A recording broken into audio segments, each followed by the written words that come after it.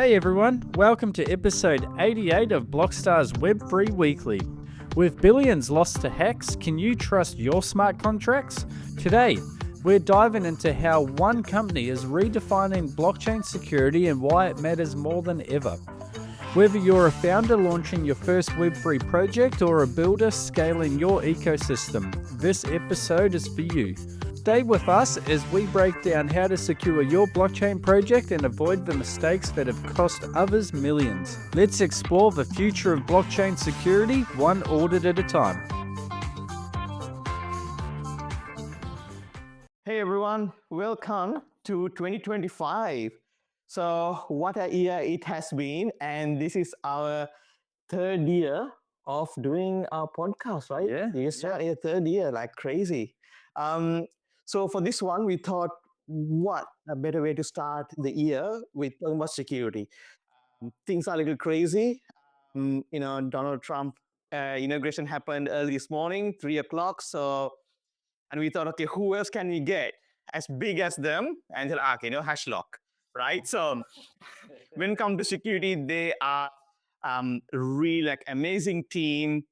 We got some really cool stuff they're working on and connect with quite a few, platforms, ecosystems. And we're gonna speak with the team here and let them talk all about the cool stuff, cool things they're working on. So let's get into it, Charlie. Hey? Yeah, let's do it. Yeah. I guess we'd like to find out, what is the origin story of Hashlock? I know I've watched your guys' TikTok videos and stuff like that, and all about branding and how you guys came up with Hashlock. But yeah, would love to know that origin story from you guys starting out, and then also all the way to branding and growing throughout Australia and the world. Well, sure. I guess I'll start. Hey everyone, Jock, one of the directors over at Hashlock. So, yeah, I think I like to say that initially with Fletch, I got Fletcher into crypto, and then it was Fletcher who sort of came to me with with the the idea of, man, we should really do a company based around Yeah. onboarding more people into this space, and that was sort of like, how do we sort of fix the current issues that exist? And at the time, I was already into sort of Web2 security side of things, and Fletcher was studying marketing, business, and law, and it just sort of seemed like a really good match at the time to put our heads together and try and figure out how can we solve the issue at the time that we saw of mass adoption into Web3, because we were both personally just so invested into the space at the time. And so we Yeah. started looking at what were the current sort of solutions in regards to Web3 security at that time. There was lots of sort of transactional payments. There wasn't a lot of clear communication. And so we tried to bring over a couple of aspects of Web2 into that, but also just how can we just, revolutionize the process of how it all happens. And so, yeah, we spoke to a lot of development firms. We were getting a lot of feedback on what the process was, getting an audit internationally. And I think when it comes to trust and security, the communication side of things just has to be so clear and concise. But we also saw, like, the onboarding everyone into Web3. We thought that barrier to entry was security, because I feel like once you're already committed to the space, you sort of understand and you get what it's about. But for outsiders sort of looking in and maybe wanting to get invested into the space, they hear about all the hacks or the scams or the rug pulls, and it might turn them Yeah. off.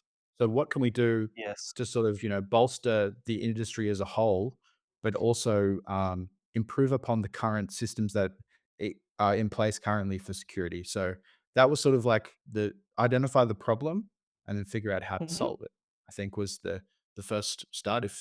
And then I'll leave it to Fletcher to add to that too. Like, you're exactly right. I think for us, we were lucky early on that within Australia there wasn't a competitor that was just focused on Web3 security.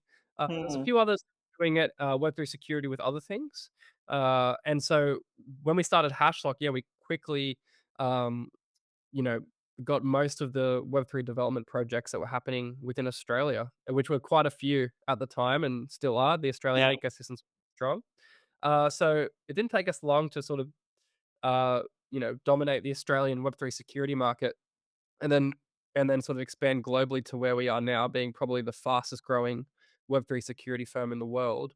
I think the early problem, Jock was talking about solving problems. The early one was, how do we actually get the best security researchers that we can in the industry, and then the best processes and the best format to Hashlock in a way that where we are now, where we're, Yeah.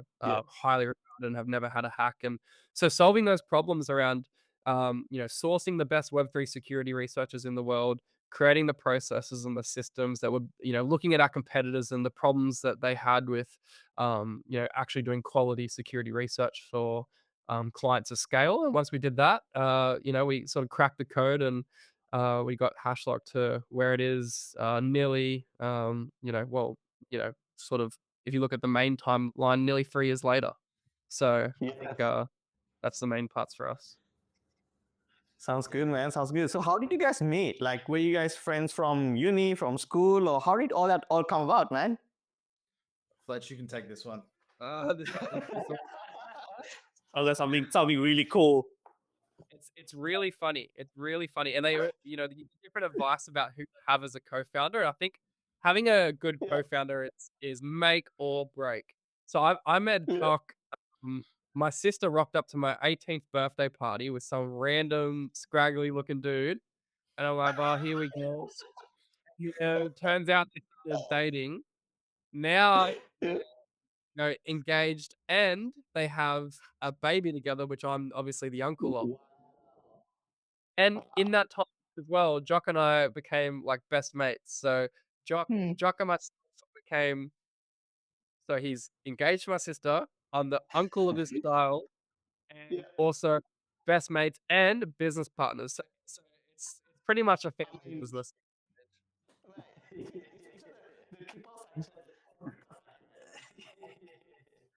But look, to me, people will tell you not to. I think Jock and I, we've been running, we've been running Hashlock for, a fair while now, and we'll have troubles and difficulties and stuff. But Jock and I we're in the situation where, we have to work it out, and I think it's actually Jock and I being friends first as well. I think you know it made Jock and I a very formidable two combination of founders.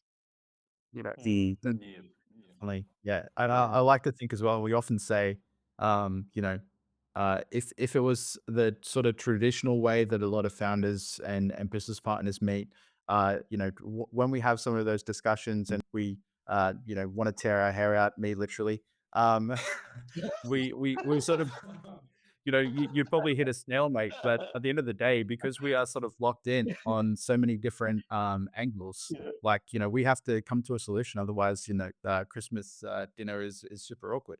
But yeah, it's always a good way. It's always a way that You guys lifted the bar, like the bar has been lifted now for co-founders now. that's yeah. So we've always been able to, figure out how to sort of come to the best solution, and oftentimes the best solution is the one that wins. Um, so yeah, but I think it's good, and it's a really cool way to have, so many connections internally and externally with your business partner, because yeah, like Fletcher was saying, we're locked in. It's a family business, and we just, figure out how to make things work. yeah. What I would That sounds good. Sounds good. what I would say to people is, they talk about betting on the jockey, not the horse. I think if we were to give advice to people, the most high leverage sort of activity that you can do when you're doing a startup is choosing a good co-founder, because you could screw yourself, and then there's no point, no matter how much work you do afterwards, if you have a bad co-founder. Yes. But if you spend the time and do the work to get a good one, well, didn't really have to do that with Jock. It was pretty easy. But if you get a good if you get a co-founder, Yeah. the rest of the work you do after will be streamlined. And then Jock and I figured out ways. We actually did a really weird thing where from the start We didn't give ourselves a different title. We didn't really identify different roles. We literally just sat in a Discord and said, all right, let's build a company. And Yeah. that's what we did. And that was literally how we did it. And then eventually we're like, Yeah. oh, you're doing more of this. And oh, you came up with ideas here. And then we just, we still sort of overlook and share things. But I think that model allowed us to create our own roles. Neither of us really fit into like one category or title. We just created our own Yep. roles that worked really well. Yeah, we were both sort of doing the same thing, and naturally fell into. And I think it's sort of funny, and um, at the start, we would literally hop in a Discord call and not leave for 8 to 9 hours, even more like 10 hours, 12 hours a day, and just be in the call the entire time. Which might sound a bit like madness to some people, but I do think that it was sort of integral to sort of keeping each other in the loop at the start. Um, and yeah, Yep. like Fletcher was saying, we both tackled like everything together at the start, and naturally just sort of fell into these positions that it's like, oh, I like doing this more. Well, I like doing this more. And luckily with Fletcher too, I think Yeah. I often say like we're a bit of a yin yang, but then together that is like this perfect combination. Like it seems like all the Mhm. places where I feel like I have the disadvantage, Fletcher has the advantage, and vice versa. So it's really cool as well. I would Yeah. say, although at first it might seem easier to, get a co-founder who sort of aligns and it sort of yes mans everything that you want to do, like having someone like challenge your ideas as well, and also different perspectives on things. I think it allows you to form this sort of gray of what is actually going to be the best fit. So I think, yeah, get someone who Yeah. challenges you, and get someone who's good at things that you're not good at, because if you're good at something you can do it, Yeah. but you really need help where you're not good at things. So yeah, that's where definitely completely agree with Fletch. Um, he's awesome. Yeah, but find someone who is gonna do the things that you're not good at. That's awesome.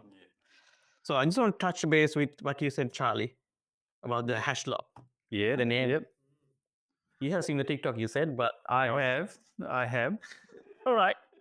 So can you guys give a quick rundown on how that name come about? And I tell you what, I actually think it was when I was watching it, I believe it was maybe Fletcher and Jock, you guys there, just in a TikTok of a short clip of a podcast. And just to sort of bit of memory there, Fletcher, is when you were actually talking about Apple and also Hashlock. And when you said that, I was like, man, that makes so much sense. Yeah, Jock, I'll let you lead that one about how the wording is the logo. Yeah, I can actually trace that one back to, I think there's a Trello board that exists like way, way, way back. Mhm. And it has a bunch of names that we were, sort of deciding on for the business. And if you look at the hashtag one, it's got like this thumbs up reaction from Fletch. But yeah, it was the idea that, so Apple's business, their logo is pretty simple and succinct to find. It's an apple. Windows, it's a window. Yeah. So with Hashlock, we wanted and because we wanted to build a business where the emblem of the brand as well, the hash and lock that you see, was easily identifiable with the entire brand as a whole as well. So if you're looking at, PFPs and, different sort of images where you can't put the whole logo in, you sort of get an idea of what it is. Mm. And so, yeah, a hash and a lock together was the thing. Initially, with our old logo that we have, it was essentially a hashtag, but instead of this square hole in the middle, it was a keyhole. And that was done Mhm. in like um, 10 minutes, I think, in Illustrator. And it was quickly done, I think, Mhm. because Fletcher was like sorting out the Google My Business page. And there was like a design done in Yeah. Canva that I was like, I feel like I can do better than that. And so we quickly did it. And then that was like, Yeah. that was the logo that we ran with for like how many years? Like two years after that. Yeah, done in 10 minutes. Yeah. So that was, yeah, but you could look at that logo and see like, oh, it's a hash and then a lock. And so when we had the idea, and Fletcher was a big proponent as well of like, we need to sort of do a rebrand, and because, a 10-minute ideation isn't really a good long-term strategy. So we really both sat down and put our heads together. And the issue with the old logo was that at a small size, you couldn't really make out that it was a keyhole, in fact, in the middle. And so we Yep. wanted something a Got bit it. more identifiable, especially like even in like the little ICO images that are in like tabs when you go into like the website and stuff like that. Yes. So the keyhole, more identifiable with the word lock, is something like a padlock. So the new logo has Mm-hmm. also of a hashtag that has sort of a padlock sort of thing. I know it's currently spinning on my screen at the moment, but yeah, the top part is supposed to resemble a padlock, and it's also sort of curves Yes. around in a way that is locking a block. So it's like a Mm-hmm. hash lock, and then it's a lock locking a block, aka blockchain.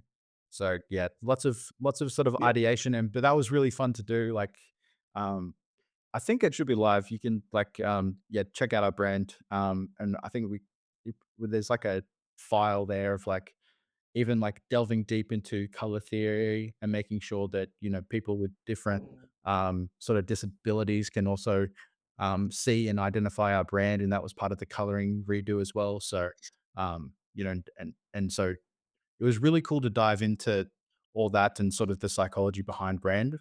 So that was fun. Yeah, hashlock.com/brand is where you can see that. Okay. I think what it Yep. achieved was early on, people could just see the emblem and think hash lock, and they even if they just looked at it and not it's a hash lock. So we by making a that Yes. the word, it helped us be very recognizable. And so yeah, early on, most people in the Australian blockchain industry came to know Hashlock, and I think a lot of that was the emblem. Uh, we also merch and things like that. And then now we have a far more memorable brand because I think a lot of thought was put into that logo, and you can even see the evolution from the Yep. first one to this one. So yeah, we were very fast with it, but also somewhat strategic with how we thought about our logo. Yep. Yep. And I even love how you guys, like, we've had some smart contract audit reports done by you guys, and even in the audit report, you even include your branding within there in certain ways as well. Love it. Love it. Yeah, thank you. Yeah. Cool. All right. So, no, awesome, guys. Thank you so much for that. So now I really want to get into people are like, okay, like you guys talk about the brand, this should be the security podcast, right? But I think it's important to understand the journey where you guys came from with a background, because I think, look, it's when you come to a company or a product or service, you have to really connect with the people who are in the business, right? Because it's more than the skills, you know. Then that's what we found, being in this space for like more than just over 3 years now. The skills, pretty much you can compare skills to skills, right? But it's the people, the story behind the brand, how you grew, and I think that's what builds a coherent, brand with the people plus the skills, you know. So that's why we talk about the people first, and then let's go to the cool stuff that you guys are doing, right? So um you guys are like in the security space, right? So why web3, why web3 matters for you guys? What's the reason that you guys went for like, okay, let's create like Hashlock that is really tied to the blockchain space and not just, you know, like a general pen testing security company name, but you guys are I would say more towards the blockchain space. So what's the reason? Why Web3 matters for you guys? Or you joke. I would say it's a little bit going back to sort of the belief in the technology from a personal level. And so it was identifying the place that we sort of wanted to play in and build in, and build, a services based company to help service the growth of the technology. Um, and yeah, I think the greater goal is onboarding people in. Part of that sort of thing as well. And I'm sure, a lot of people have stories around sort of COVID and the pandemic. But sort of one comes to mind for me where it was almost like a light bulb moment where I was picking up some food from like a takeaway spot, and um, at that point in time, I only had cash on me, and I was picking up food, and I handed them the cash, and they said, "Oh, sorry, we can't accept cash." And I was like, "Oh, oops, well, I don't Mm. have card on me," and they said, "It's fine, just take the food." And I was sort of like, "Oh, like, is this infrastructure, is this current system really built for anything like this happening?" Um, and that's sort of where I was. It was a bit of a light bulb moment for me that and that's when I was, yeah, personally looking to invest more and more into the space. I feel like, you know, Yeah. haven't been around for the longest time. Like, started really getting into Web3 and crypto around like 2017, which isn't super early, but isn't super late as well. But yeah, that sort of moment Mm. where I was like, the current system has so many flaws, and when I started to, you know, really think and ruminate on our current traditional financial system and its sort of future opportunities, I feel like yeah, there's, you know, entire industries based around, you know, when people think of fintech, trying to solve this solution of the infrastructure that inherently is very broken. And so I think moving towards a Mm. infrastructure, even though in its infancy, people are skeptical, and, you know, at some stage, you know, everyone was bartering, and then we moved to, you know, trading salt as salary, and then we moved to, you know, paper, and then now in Australia we have, you know, plastic money, convincing people that, you know, you don't need anything physical, and it's all, you know, digital. But I think as more things push towards um, digital, no one sort of really came up with the concept until Web3. All right, if everything's going to be digital, how can I actually own something that's digital, not have someone else own it Mm. for? So that's the thing that it solves, I think, and that's what we want to sort of push, is that it's the Web3 is truly the only way to own something digital um, in the digital age. Yeah. The opportunity, uh, especially when starting Hashlock, was incredible in terms of, you had an industry that was somewhat, in some ways, niche. Like, you could get to know everyone in the blockchain industry in Australia, for example, quite quickly. Whereas if you wanted to start a normal cybersecurity firm, you are never going to meet everyone. Whereas, so it was somewhat niche, but then it was a scalable industry in the sense that then it expands globally and it keeps growing. And so you have an early industry, where there was Mm. competition, but not heaps. But there was a scalable Yeah. industry. The other thing, it was a fun industry. So it's very tight knit, tight knit. It's a community thing, but it's fun. And the way that the community interacts, it's everyone's on Twitter and everyone's on Telegram. So if you crack into these different channels, you open the floodgates, which is very unique to any other business model. That, it's just sort of email and slow LinkedIn. It's not as much of a community. Everyone's sort of on their separate island. So the web the Yeah. Web3 industry for us when we started, and still is today, a massive, unique, Mm. transcendent business opportunity, um, to provide value to so many different people and to join into so many communities and to help secure and protect so many different clients that I don't think would have been possible in the same way in a normal traditional industry. Are you looking to integrate your business systems with cutting edge AI technology? Our expert team is here to help you use the power of AI to innovate, streamline, and enhance your current business operations. Contact us today at 1-800-870-200 or visit blockstars.com.au. As you said, guys, on Twitter and Telegram, CEOs and founders of businesses are all in there talking to their community, easy to get hold of compared to the Web2 side. But I'd love to get just your guys' idea on, and we talk about this a bit, where, like, you have Web2 companies like, let's say Microsoft, all the code is behind closed doors. We don't know what's going on behind there. It's not open source. And then you come to a Web3 side aspect, and everything's open source, everything's visible. That comes within the trust, and you can see what's in the code. So you can review the code and make sure it does what it says it does. How do you guys find that difference of like Web 2 behind closed doors? Like, could you imagine if Microsoft opened the floodgates? Like, how many vulnerabilities could be found if people could dig through their source code? I guess in Web3 there's still element of closed door element, like the brains are more open. Yeah. Yeah. And that's a good point, Troll. Actually, even talking to like traditional web developers, they're like pretty scared, like oh, it's open. Like they feel a bit. Yeah, that's a good point. What is your take on it, guys? The take on it is essentially the need for security. This is the important thing to know about Hashlock and Web3 security is that it's not an option. We're dealing with open source code that deals with community funds all in one layer, pretty much. And it's publicly accessible, meaning anyone with a blockchain address can call the functions on your smart contract if they can somehow get the uh, essentially permissions to do so. So the need for security is insane, and so there was so much need for something like Hashlock because it's literally not an option. You cannot get away without auditing your code. Every single report that we do, pretty much just about, and you can verify this, if it's a significant portion of code, we will find high level vulnerabilities usually.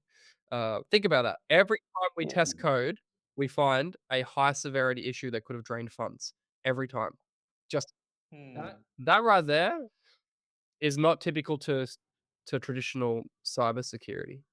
And so it's just a unique situation where there's so many people to protect and so many businesses that need protecting. And so yeah, it comes with the industry and the technology that we're dealing with. Yeah, and with this technology as well, like Yeah. I feel like in the traditional sort of Web 2 sort of hacking space, it's what you're trying to uncover is data, but it's more so personal stuff. A lot of the time, it can be email addresses and it's things that and personal information that you can use to then try to get into sort of banking details or things like that. I feel like Web3, it's so many, like Fletcher was saying, layers removed. You pretty much from the get go have direct access to the funds. You're only one smart contract function call away. Um, which is that's why it's just so um uh o- o- opaquely close to the actual funds where you need security there. You're operating in glass houses here, and that's great for transparency, but your security needs to be on point. Hmm. Yeah, and especially with like since the rise of DeFi and having multiple contracts communicating with each other, there's just that more vulnerabilities that you've got to have checked. Exactly. Yeah, I mean, like again, like when we started, like remember those when the proxy contracts and things like that, they could not really see into it. But then Ethereum now, Etherscan now allows you to have a look at those proxy contracts. So that's again like going back and looking at those proxy contracts and see whether have they just done things behind the scene that no one could see before. How secure are they? As well. So so I guess with regards to the security in the Web3 space, what do you guys what's your take on, like, you got Ethereum, you got Solana, and few other chains, but given like the biggest two biggest chains on Solana and Ethereum, in your experience, where do you see I mean, security is all across, right? There's no like, oh, you need more security here, more security there, right? In your take, where do you spend more resources on which chain with regards to popularity Yeah. It when it comes to that? that goes into how we've built out Hashlock as well, right? So the way that we've built Hashlock is to be able to serve just about any, you know, blockchain protocol.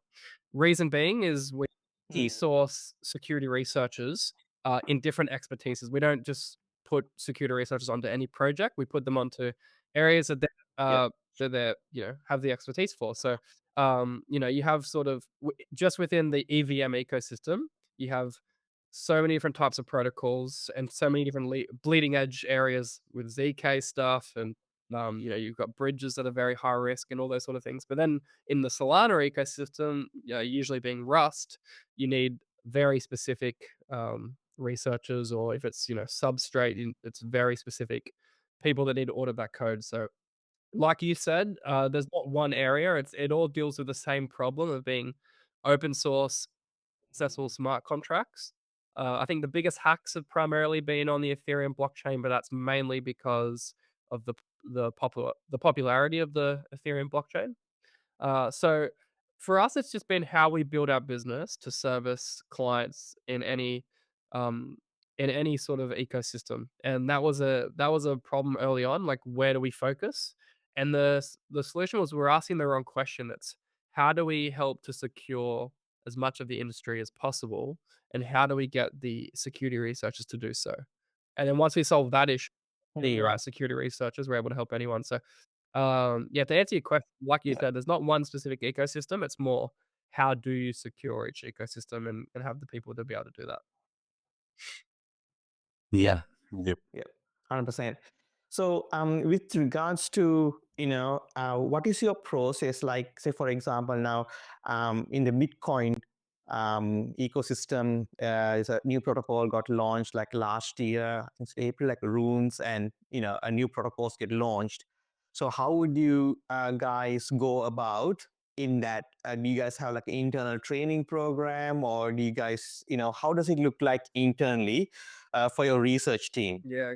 and the security team? So we recruit primarily, not only, but essentially primarily directly from open source auditing platforms. So that could be competition platforms, that could be bug bounty platforms. Yeah. Sometimes it's obviously people that have worked in other firms and things like that that have experience on these sort of things. So oftentimes we don't try to, we do a lot of training and security research internally, but that can be risky because you don't want to put people that are new onto audits.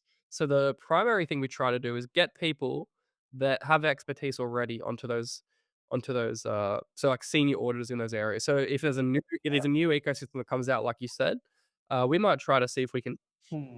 get resources directly from um, you know, well, while being independent, close to the original team and research that built it, or we might look for security research that has been done on it early and then get those people rather than training people up, because that can be risky. Yeah, Of course. when we put people who are really green on a project, essentially that's sort of like a plus one. It's not as part of the team, sort of testing the Of course.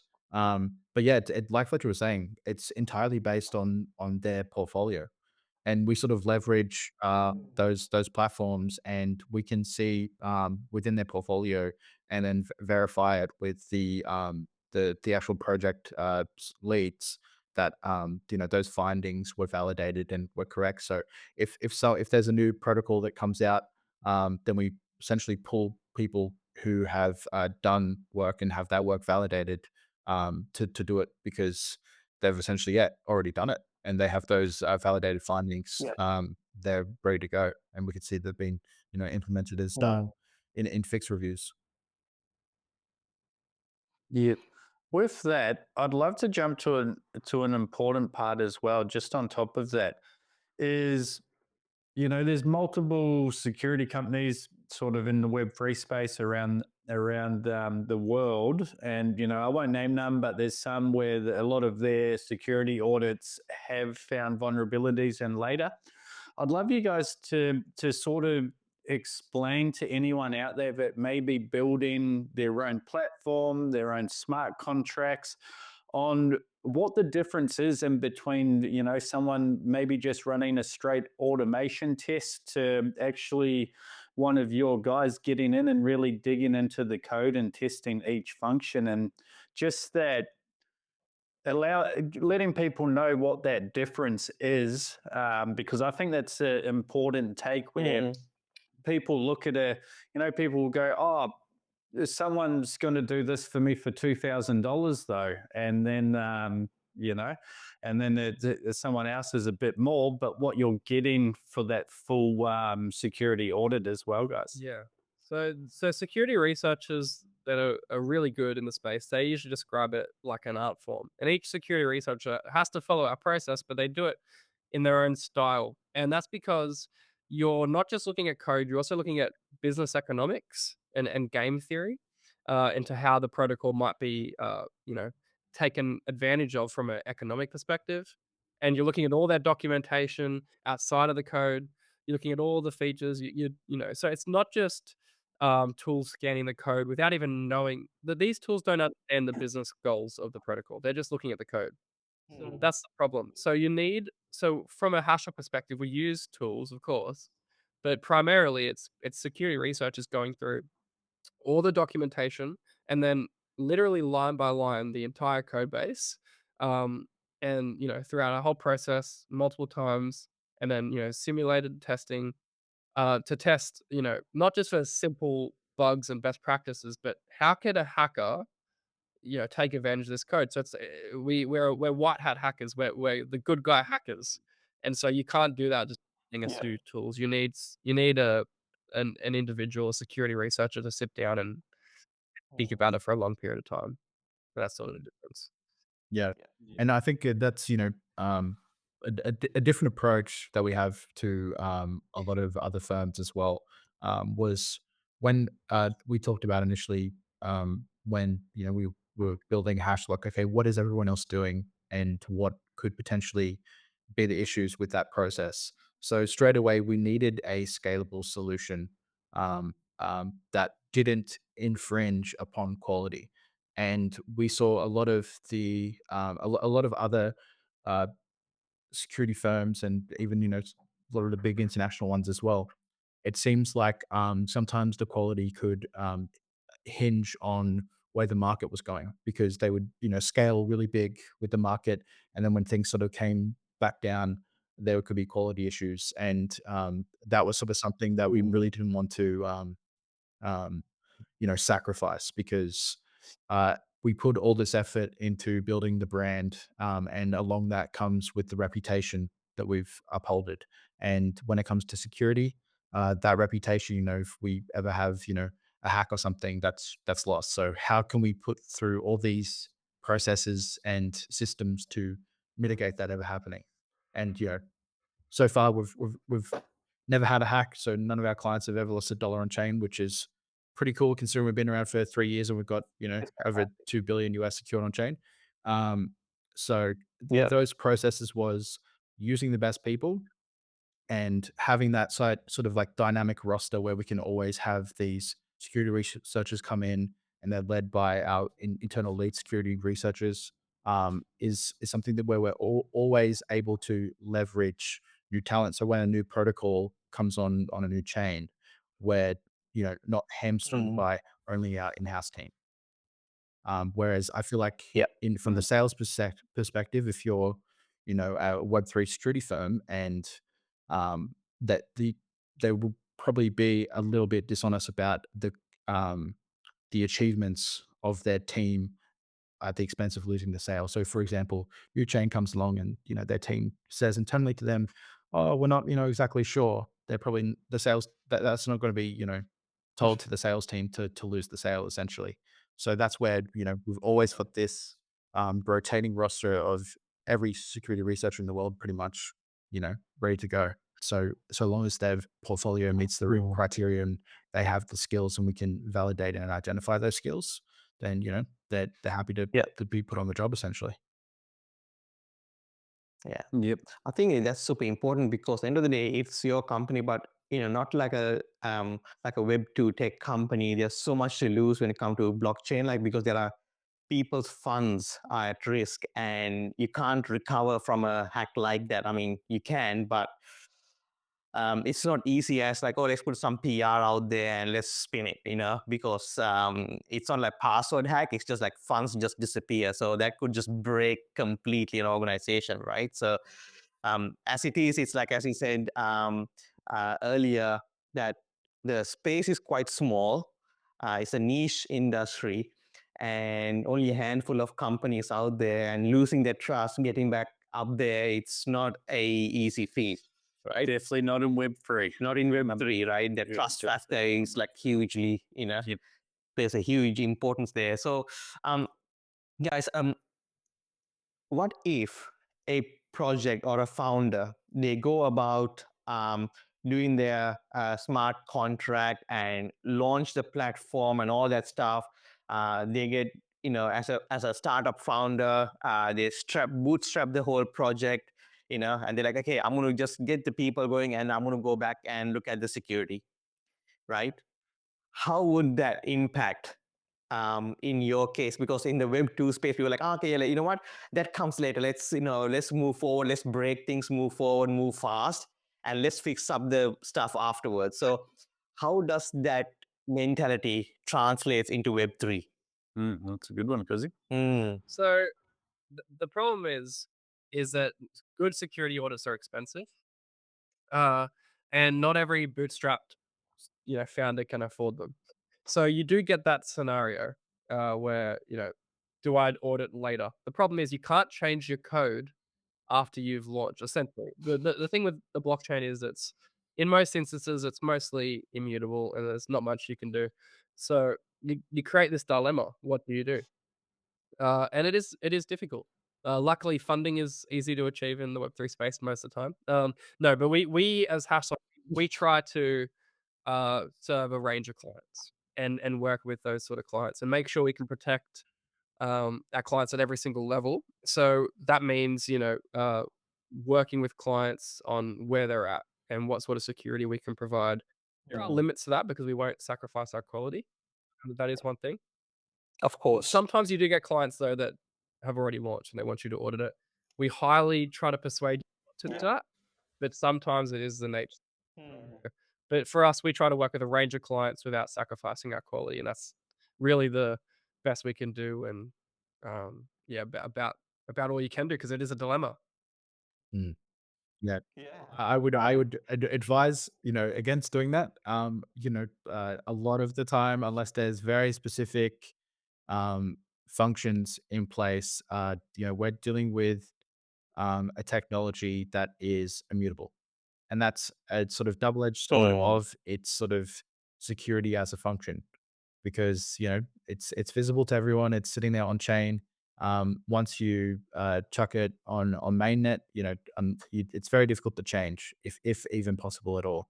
So if someone already launches and then they come to us later on down the track and want us to do an audit of the code, and we find something that is devastating, essentially it needs to be pulled down, or can't be pulled down. It essentially just needs to be canned and redone, because that's sort of the issue. And that's where that double-edged sword, that's where you sort of have to adhere to how the technology dictates the process. If once you push that launch button, then you can't take it back, then you have to really make sure that all your ducks are in a row. So yeah. That's it, right? And I think that's a lot of people like, oh, can we just change it? No, pretty much. I think that's the technology that this is different from every other technology out there. You can't just overwrite or do like that when it comes to especially that smart contracts, right? So I think it's super important. Any founder out there, please make sure that you put a decent chunk of your budget towards, I know that there are no budgets when it comes to startups, but put a chunk side to the smart contracts side of things, because that is ultimately that runs your entire business, the brains, everything, so along that one, I just want to ask you guys any funny stories that you guys come across, right? Yeah, that's where I was about to go too, Cozy. Because I think some people can learn from others' mistakes, right? So they don't go to the same path.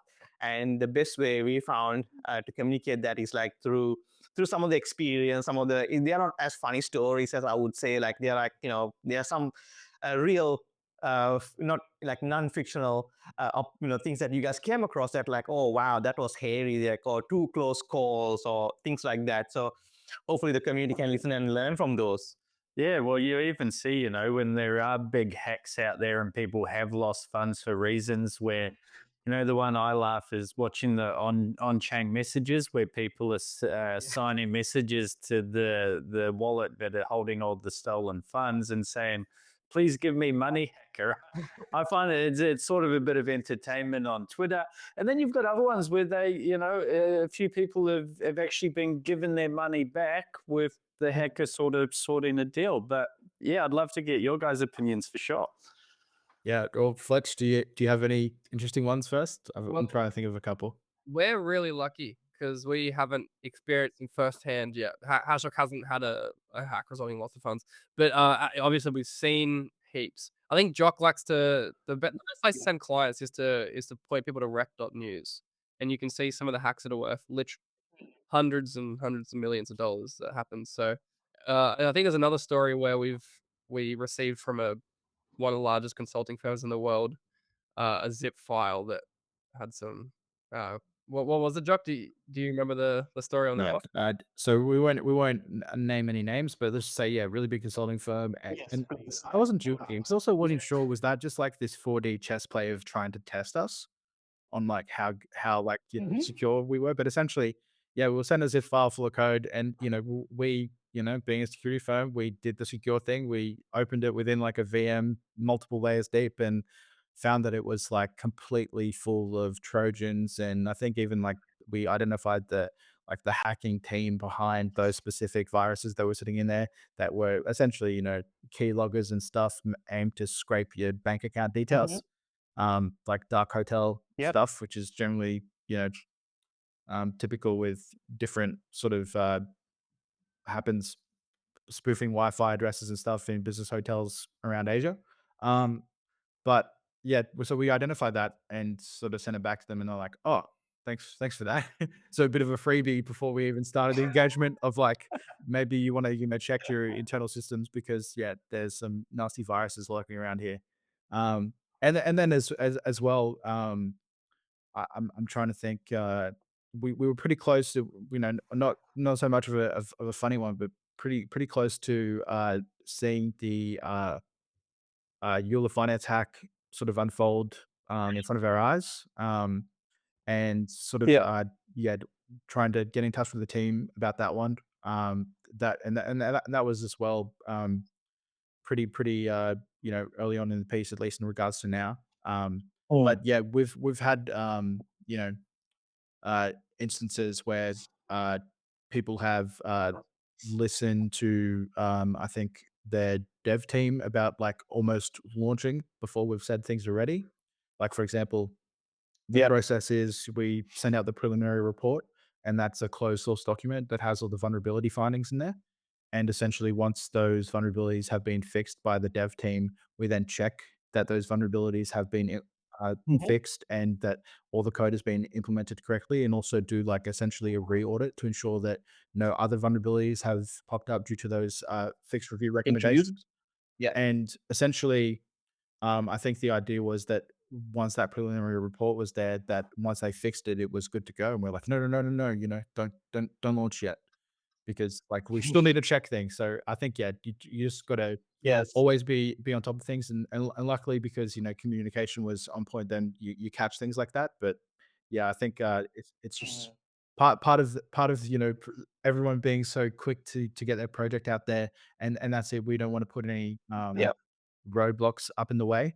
So that's, yeah, we try to convey all the information as quickly as possible. And part of the thing that we do that's a little bit different as well is that um, obviously we have the main sort of deliverables there, which are the reports that are, you know, the incremental one, and then the one that's open source at the end, that's that we publish on our website, and that the client can publish as well. But during the process, when we're creating and drafting that preliminary report, as we come across findings, we'll let their product leads and dev team know, so that they can actually start working on the fixes, because otherwise they're waiting on this, you know, static deliverable. And, you know, when everyone wants to move fast and break things, we're happy for them to do that, but leave us to do the breaking, because, you know, we're really good at it. We don't want you guys to break as soon as you hit the launch button.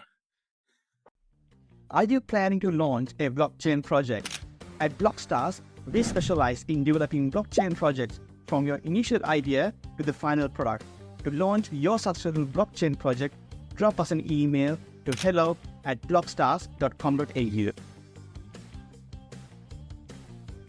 Because they're like super smart people, right? I mean, like you guys just touched earlier about the Zip file. no, not the zip file. I got a story about that, but we received one of those Yeah. with the animated GIF instead of a video.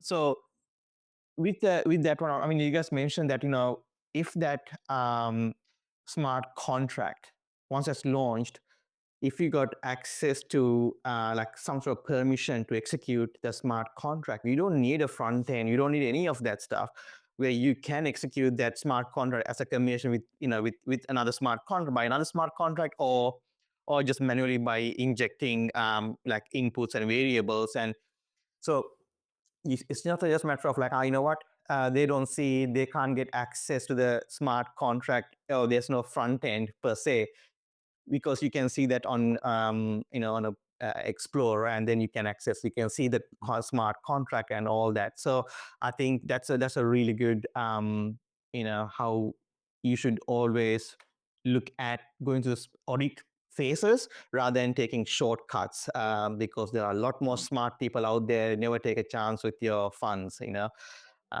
even with NFTs. I mean, like I was an NFT DJ. Now I am, I think. So Yeah, I like to say the vulnerabilities, they will always be found.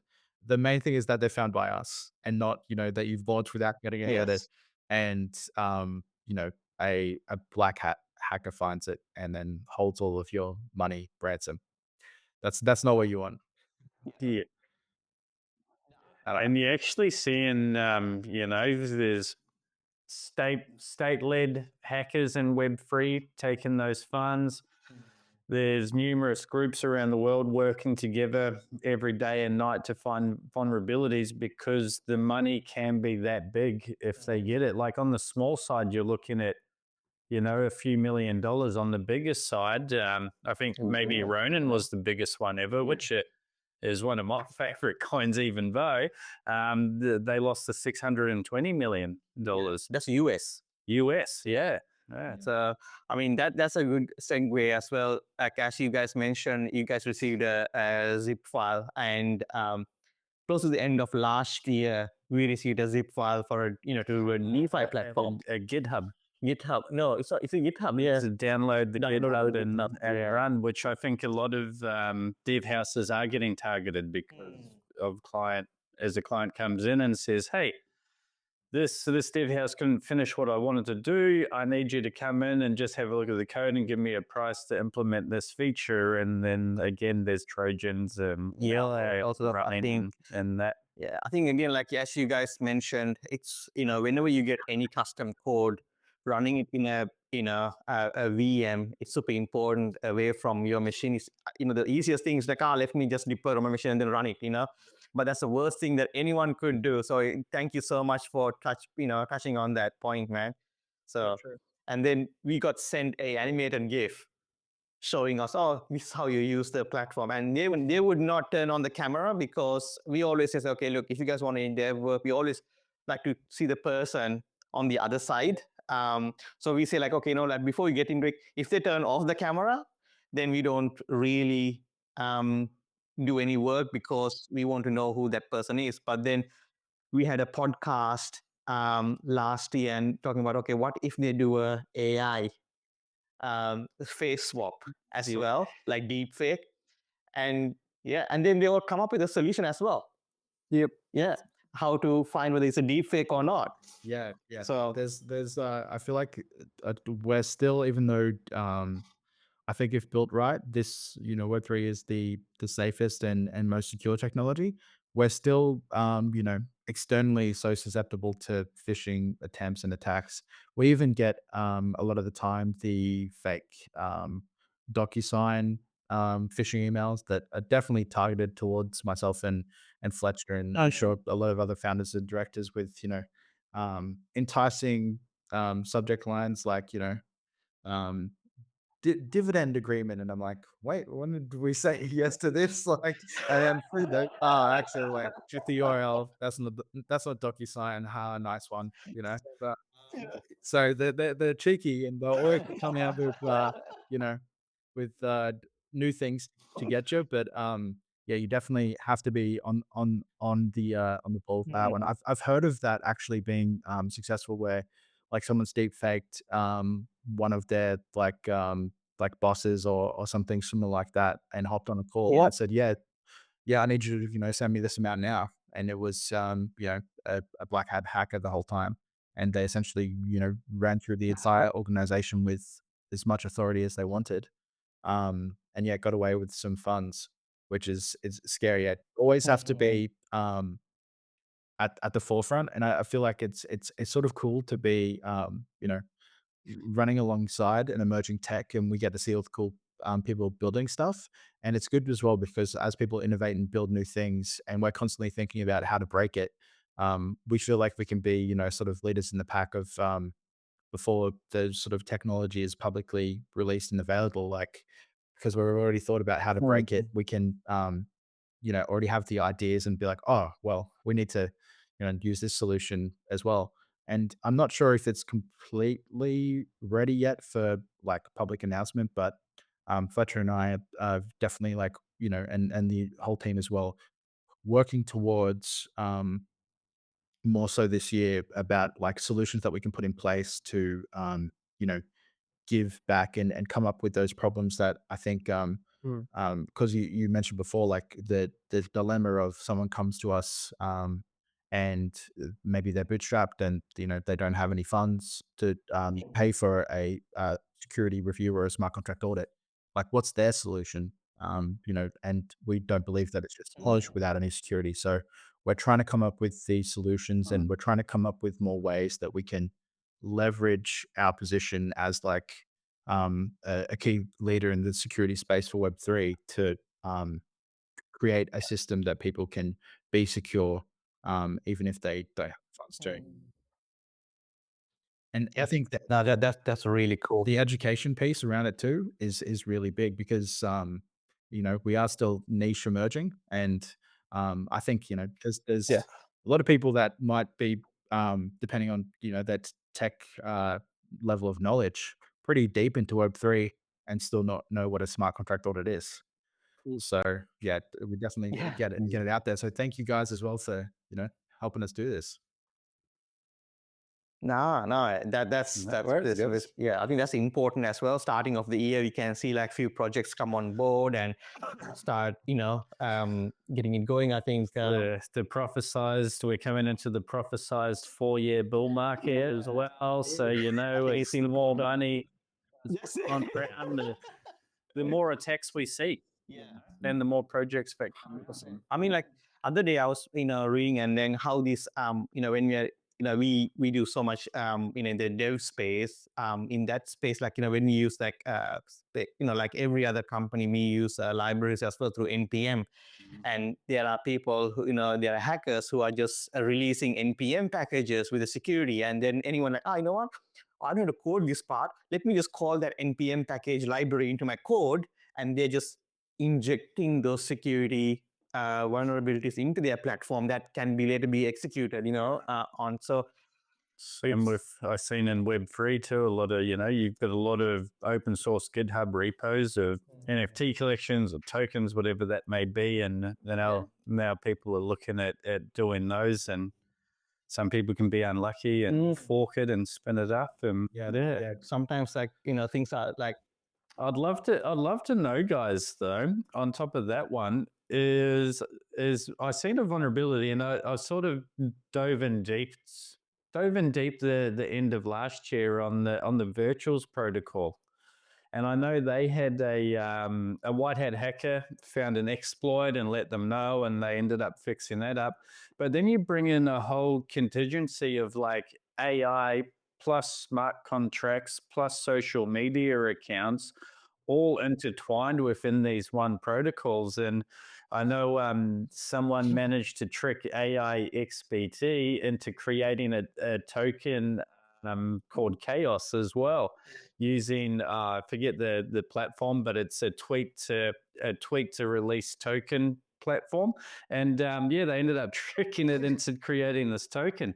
So there's so much complexities just in that. Have you guys ventured into sort of the virtual AI run coins? For us, you're right. It's so hard to look at all of the variables, right? And we always say to clients, like, we can't control the founders, what they're going to do, or a lot of these different things are coming to play, and it's getting worse and Yeah. worse. So, um, when we secure, we only verify so much, right? So we only say that, look, from the best of our independent ability, the blockchain infrastructure is secure, to the best of our ability.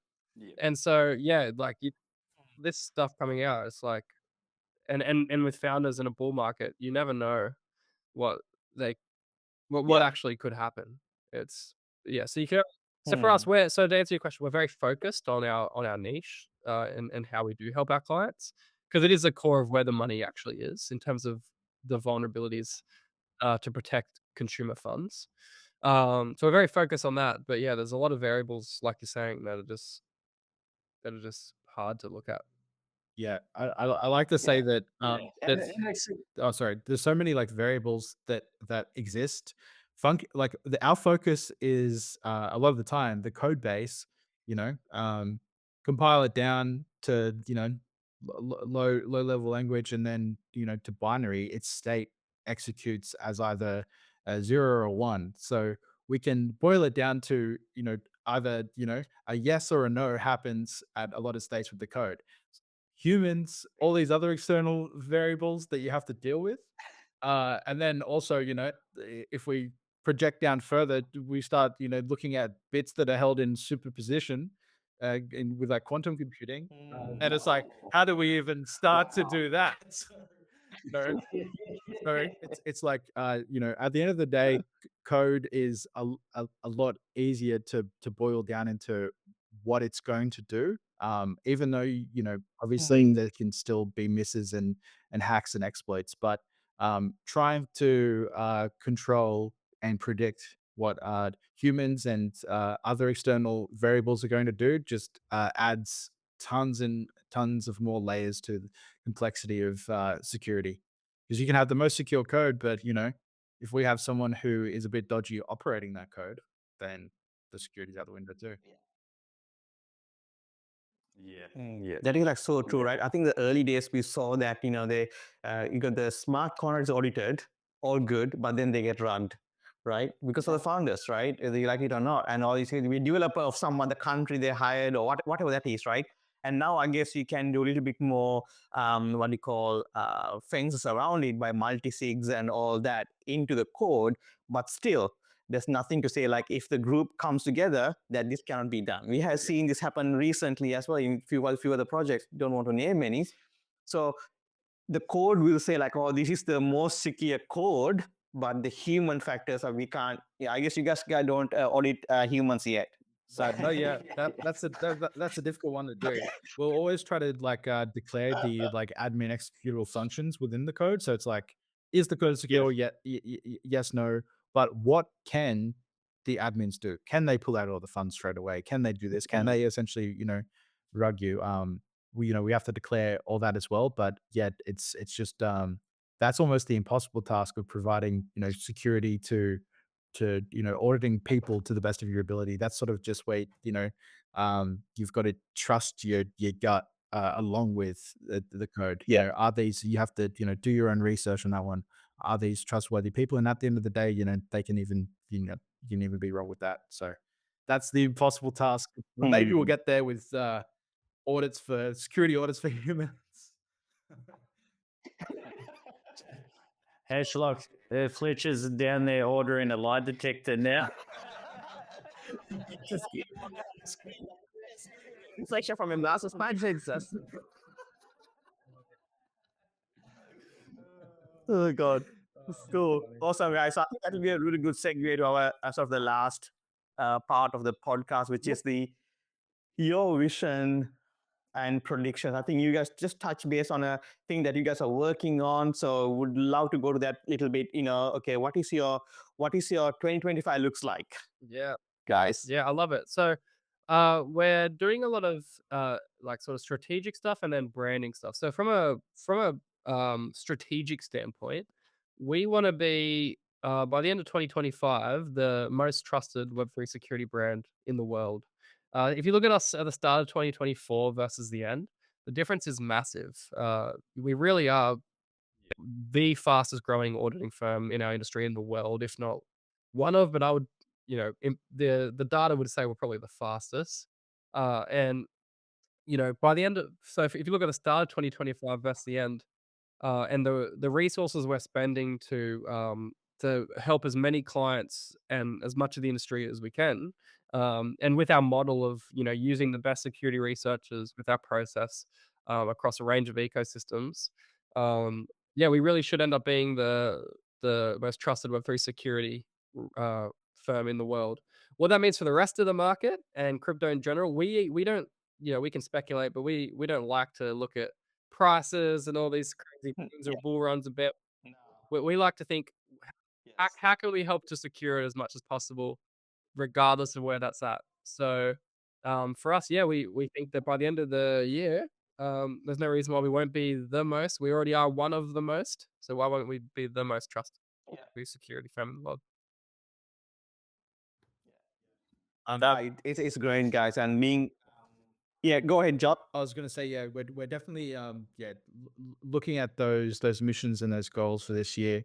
Definitely, growth is one of the main concerns, and continuing that growth. But yeah, identifying, now that we have the ability to, like, yet what are some initiatives that we can do to give back? So we've done lots of growing, and always trying to solve problems as they appear, but also future gazing for those problems that are going to show up. So yeah, I think that's something that we're focusing on. It's cool as well because Fletcher and I can take the time and take the time of the team too to really sort of focus on what we want the goal for Hashlock to be. We're planning as well because a lot of our team is remotely based internationally. Doing like a couple of meetups with the team, like flying everyone out to like a meetup. We often, do sort of culture days, we call them, where everyone sort of hops on video games together. Because a little bit of history for Hashlock there is like I would almost like say that a lot of Hashlock's initial building was built over myself and Fletcher playing Counter Strike together. That was where a lot of the business sort of ideas and metrics were sort of formed as we were, doming people in Counter Strike. So yeah, it's yeah, trying to future gaze and solve problems and come up with initiatives of how we can uh, give back. But yeah, I think the the bigger that we can create and build Hashlock, it is only a net positive for the entire industry. And it's only going to push for more adoption and of the tech and a more secure industry. So that's sort of like part of the goal too. Yep. No, that's great, guys.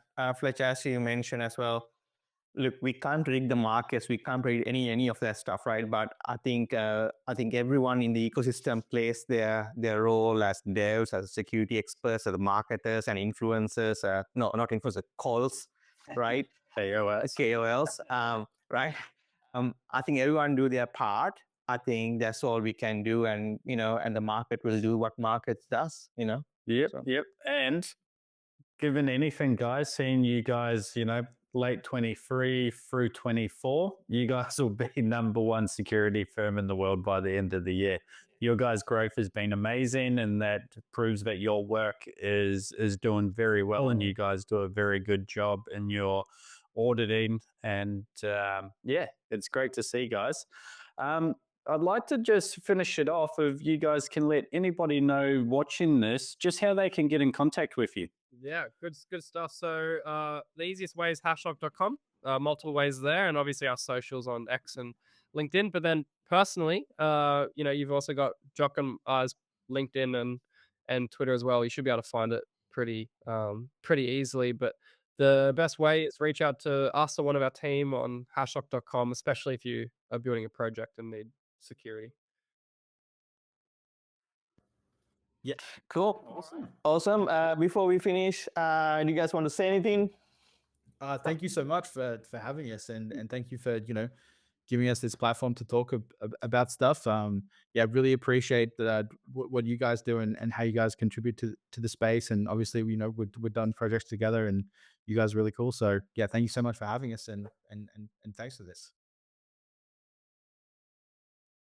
You're welcome. Thanks, buddy. Thanks, guys. And I think like what you call the waves, or what you call the waves lifts all the boats. I think it's like that, right? I think like you guys said, like in Fletcher, you said like the space is small and niche. I think all of us, work together. I think it's going to be better for the entire space, right? So much to go around. So yeah, all the best, guys. Thank you so much, and fantastic. What a way to start 2025. 100%. Thank you so much.